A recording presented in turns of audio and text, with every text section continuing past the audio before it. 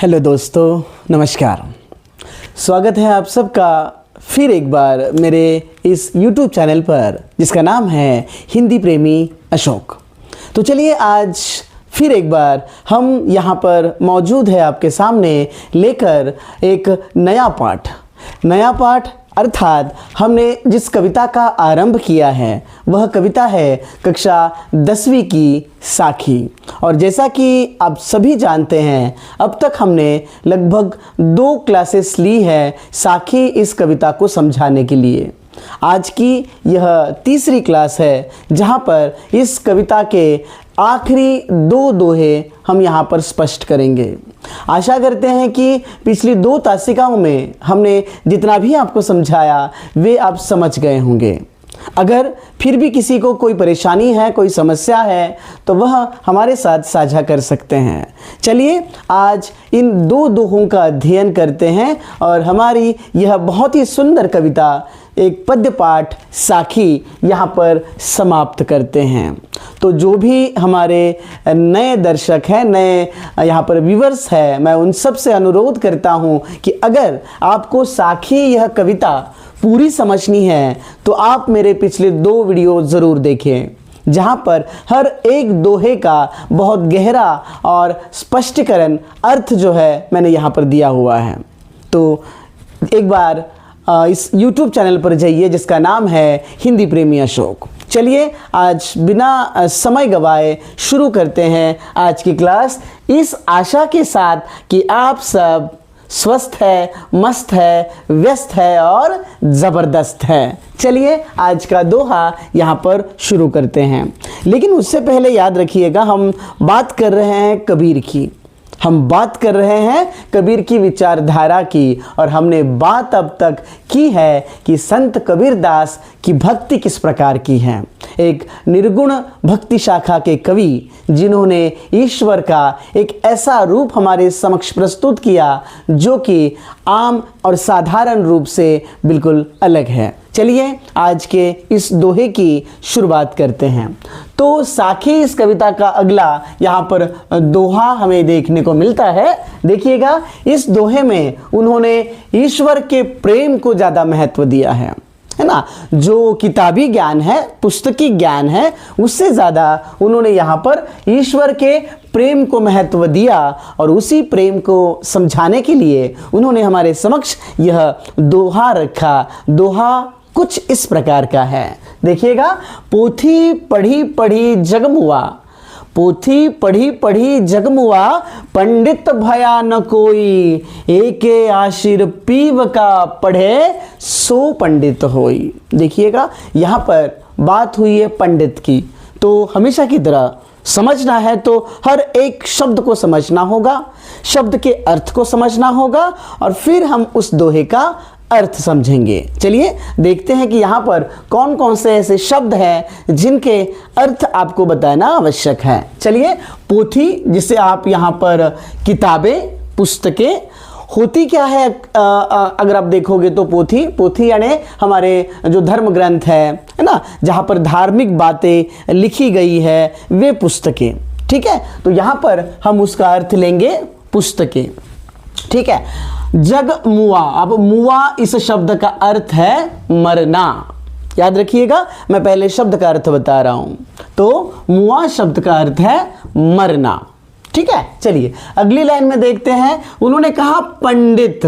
अब पंडित का अर्थ केवल वह नहीं है जो आमतौर पर हम देखते हैं कि पंडित जी को बुलाया जाता है, मुहूर्त निकालते हैं और आपको आशीर्वाद देते हैं। ठीक है, तो पंडित का अर्थ है ज्ञानी, विद्वान व्यक्ति से, उसे हम पंडित कहते हैं।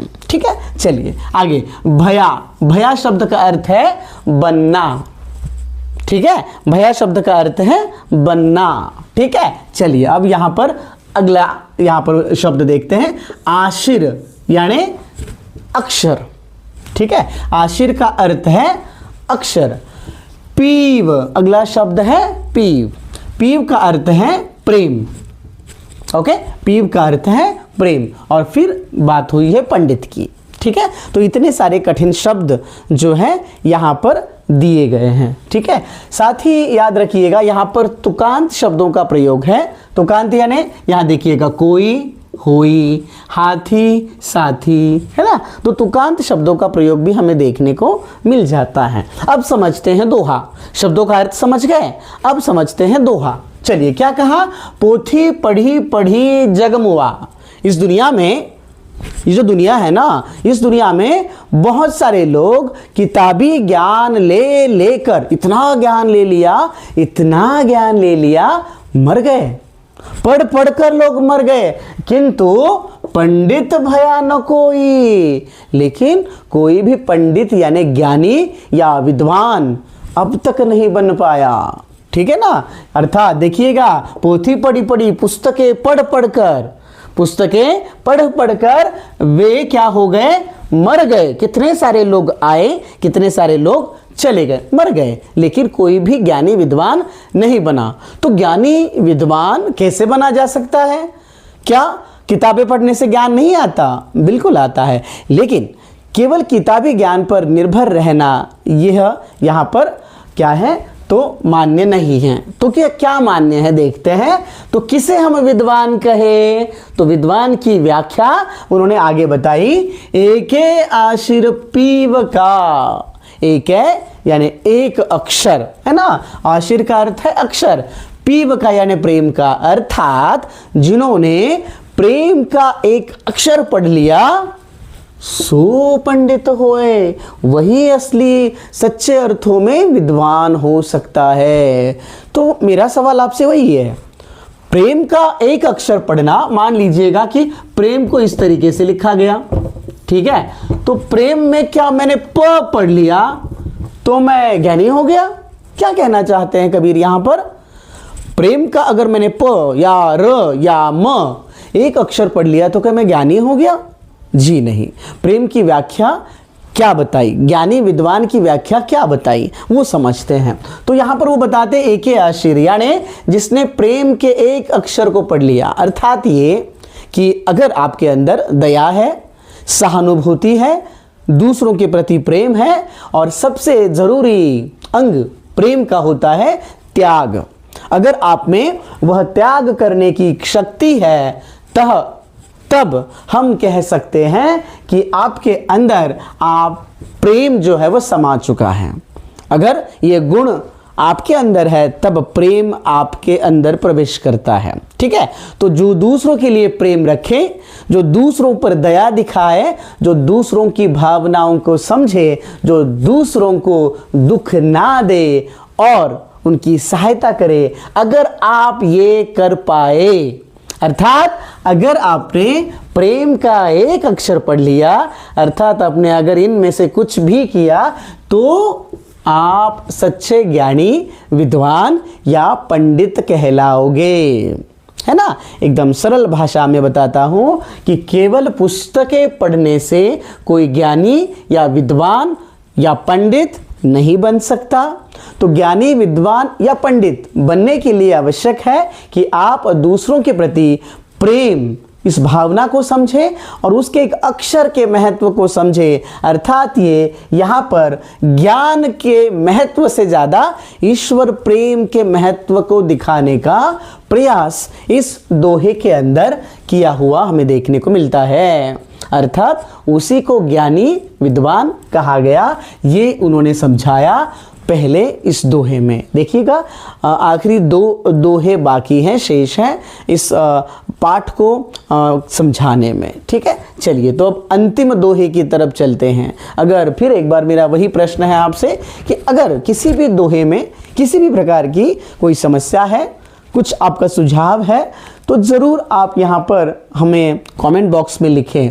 मैं ये भी कहना चाहूँगा कि अगर कोई छात्र कुछ और यानी कि कबीरदास जी पढ़ना चाहते हैं, कोई और पाठ के संबंध में किसी भी प्रकार की समस्या है, तो वे भी अपने विचार इस कमेंट बॉक्स में रखें, ताकि मैं आपके लिए वैसा एक नया वीडियो लेकर आऊं और आपकी समस्या का निराकरण कर पाऊं। चलिए अगले दोहे की तरफ चलते हैं। अब देखिए यहाँ पर बात हो रही है जलने और जलाने की। कैसे देखते हैं, है ना। क्या कहा देखिए कबीरदास जी ने, हम घर जालिया आपना लिया मुराड़ा हाथी, हम घर जालिया आपना लिया मुराड़ा हाथी, अब घर जालो तास का, अब घर जालो तास का, जय चले हमारे साथी, है ना। अब यहां पर मैंने पहले ही कहा जलने जलाने की बात है। अब कौन जलेगा और किसको जलाएगा देखते हैं। जैसे कि आप सब लोग जानते हैं कि प्रत्येक मनुष्य के अंदर कुछ इस प्रकार के कुछ गुण होते हैं, है ना। दुर्गुण कह सकते हैं, नॉट गुण, दुर्गुण कह सकते हैं, जिसकी वजह से वह अक्सर हमें देखने को मिलता है कि वो आगे बढ़ने के बजाय हमेशा उस मनुष्यता के लक्षणों से पीछे हटता है। क्या है समझने की कोशिश करते हैं। देखिए क्या कहा, हम घर जालिया, पहले शब्दों का अर्थ समझते हैं। जालिया यानी जला दिया, जालिया यानी जला दिया, किसका, अपना, अपना मतलब खुद का, ठीक है। अब देखिए लिया मुराड़ा हाथी, मुराड़ा यानी क्या है, तो मुराड़ा यानी वो जो लकड़ी होती है ना जिसमें आग लगी होती है ना, वैसा वाला जो है उसको कहते हैं मुराड़ा, ठीक है। अब ये असलियत में वह आग से जलने वाली लकड़ी नहीं है, मशाल, मशाल भी हम उसको कह सकते हैं, वह नहीं है। इसको हम यहाँ पर समझेंगे कि ये ज्ञान रूपी मशाल है। क्या है, ज्ञान रूपी मशाल। लेकिन अगर शब्द का अर्थ देखें तो क्या, एक जलती हुई लकड़ी, उसे हम कहते हैं मुराड़ा। ओके, हाथी यानी हाथ में। अब घर जालियो तास का, तास का यानी उसका, किसका देखेंगे, ठीक है। जय चले हमारे साथी। अब समझते हैं दोहे का अर्थ। देखिएगा, हम घर जालिया आपना, देखिएगा जब आप ईश्वर को पाना चाहते हैं, ज्ञान प्राप्त करना चाहते हैं, तो सबसे ज्यादा आवश्यक होता है आपको त्याग करना आना चाहिए। त्याग करना, सैक्रिफाइस। किस बात का त्याग करना है, अगर आपको आगे बढ़ना है तो सबसे पहले आपको त्याग करना है उन चीजों का जो आपको सही रास्ते पर जाने से रोकते हैं, है ना। जैसे बहुत सारे ऐसे दुर्गुण बताए जाते हैं, तो यहां पर बात कही है कि हम घर जालिया अपना, मैंने अपना घर जला दिया। कौन सा घर, तो असली वाला घर नहीं है, तो मोह माया रूपी घर जो आपको आगे बढ़ने से रोकता है ना। मोह माया समझते हैं ना, मोह माया। मोह माया यानी क्या, तो मोह माया यानी आपके मन में किसी और चीज के प्रति आकर्षण निर्माण होता है ना। हम प्रोग्रेस करना चाहते हैं, प्रगति करना चाहते हैं, लेकिन उस रास्ते पर बहुत सारी ऐसी चीजें आती हैं जो आपको क्या करती है, डिस्ट्रैक्ट करती है, यानी आपको वहां अपनी ओर आकर्षित करती है, ठीक है ना। इसलिए हमने क्या किया, ये जो मोह माया है जो हमारे शरीर के भीतर होती है, मन के भीतर होती है, हमने उसका घर जला दिया।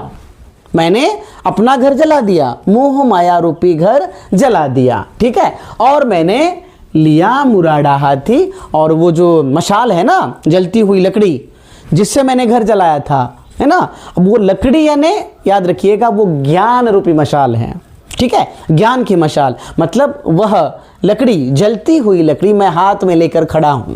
किस लिए खड़ा हूं, तो आगे कहा कि अब घर जालियो तास का, यानी अब मैं उसका घर जलाऊंगा, है ना। खुद का घर जला दिया, कौन सा घर जला दिया, मोह माया का घर मैंने जला दिया। अब मैं उनका घर जलाऊंगा। किसका घर जलाऊंगा, जय चले हमारे साथी, जो हमारे साथ चलना चाहते हैं, अर्थात जो ज्ञान प्राप्त करना चाहते हैं, जो सच्चा ज्ञान यानी ईश्वर की प्राप्ति करना चाहते हैं, हम उनका घर जलाएंगे। कौन सा घर जलाएंगे, फिर एक बार मोह माया का घर जलाएंगे, जो आपको सही रास्ते पर जाने से रोकते हैं। ऐसे दुर्गुण, है ना, वे होती है मोह माया, ठीक है। तो हम उनका घर जलाएंगे, ऐसा कबीरदास जी यहां पर समझाते हैं, ठीक है। एक बार सरल भाषा में फिर से समझाता हूं कि मैंने अपना घर जला दिया। मैंने अपना कौन सा घर जला दिया? मैंने अपना मोह माया रूपी घर जला दिया। और वो जो जलती हुई लकड़ी है, वह मशाल, वह मुरादा मैं अपने हाथों में लेकर खड़ा हूं। अब मैं उन लोगों का घर जलाऊंगा जो मोह माया से दूर होना चाहते हैं, जो ज्ञान प्राप्त करना चाहते हैं। मैं उनका घर, कौन सा? मोह माया रूपी घर जलाऊंगा जो मेरे साथ आगे चलना चाहते हैं, जो ज्ञान प्राप्त करना चाहते हैं, जो सच्चे ईश्वर को पाना चाहते हैं। ये बात उन्होंने यहाँ पर बताई। और इस प्रकार से यहाँ पर इन दो दोहों का हमने अध्ययन कर लिया है। ठीक है, अब याद रखिएगा कि हमने कुल मिलाकर 3 तासिकाएं ली इस साखी नामक कविता को समझाने में। जिस किसी छात्र को कोई समस्या हो, वे मेरा पहला साखी का दूसरा वीडियो और ये तीसरा वीडियो, 3 वीडियो ज़रूर देखें।